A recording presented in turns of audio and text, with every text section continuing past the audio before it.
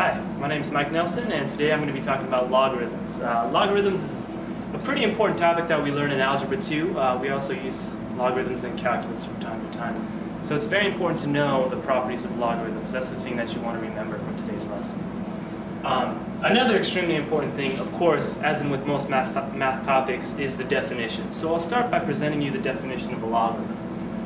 The definition is that log base b of x equals y.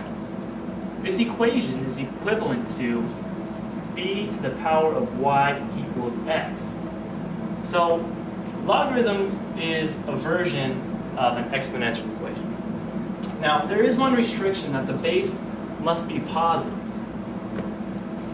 So if we look over here on the right, if this is positive, regardless of what y is, x must also be positive. For example, say the base was 2, and say the y was maybe like -5. 2 to the power of -1 divided by 2 to the 5th, which while small is still positive. So from the base being positive, we're able to deduce that x is also positive. So that brings in a domain restriction for us. Log base b of x equals y, x has to be greater than 0. Okay? We have three main properties of logarithms that we need to be aware of, and we're going to be using these frequently. The first property would be this. If you have log base b of x to the power of r, that's equal to r log base b of x. So essentially what that means is this exponent here can come in front and become a coefficient. So we're going to use this property often when we're simplifying logs. So as a quick example, say we have log of x squared. Now when I just write log with no base here, we call that common log, and the base is going to be 10. So you may write a 10 here. If you don't want to, you can leave it blank, and that's understood. So this exponent, we're just going to use this property, which I've labeled property 1. The squared term here is going to come down and become a coefficient. So log base 10 of x squared is equal to 2 times log base 10 of x. That's the first of our three properties. Now the second of our three properties is the addition property. Say we were trying to add two logs, maybe log base b of x plus log base b of y.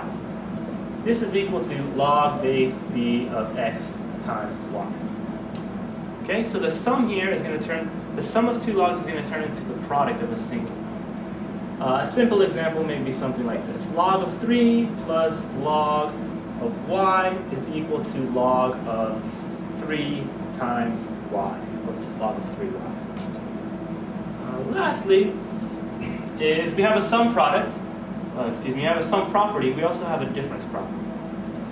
So log base b of x minus log base b of y, which you might be able to guess is going to be log base b of x divided by y.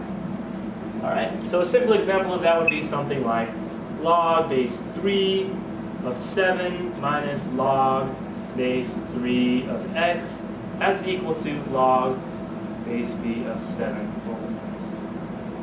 So when we're working with logs, we want to utilize these three properties in conjunction with the definition to simplify and solve for unknown variables. Another important thing that you guys understand is some students tend to misinterpret the properties. And I see several common errors. The first of which is some students believe or have the misconception that log base b of x plus y is equal to log base b of x plus log base b of y. This is not a property of logs, and I hope that you've never made this error. We know that log base b of x plus log base b of y is actually log base b of x times y.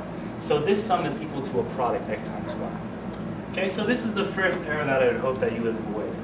A second error that I see from time to time is some students may believe that log base b of x over y is equal to log base b of x divided by log base b of y. Again, this is incorrect. We know that log base b of x divided by y is equal to log base b of x minus log base b of y. So these, again, are not equal. Now the third one, which I don't see too often but does come up from time to time, is sometimes, occasionally, you'll have log base b of x to the power of n.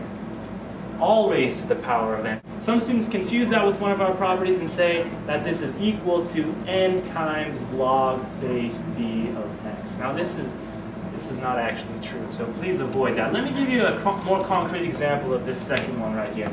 This third one, excuse me. Log base b of x squared, for example, is log base b of x times log base b of x.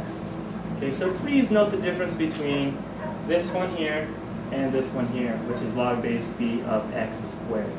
Only this inside item, this inside quantity is being squared. Here the entire log is being squared.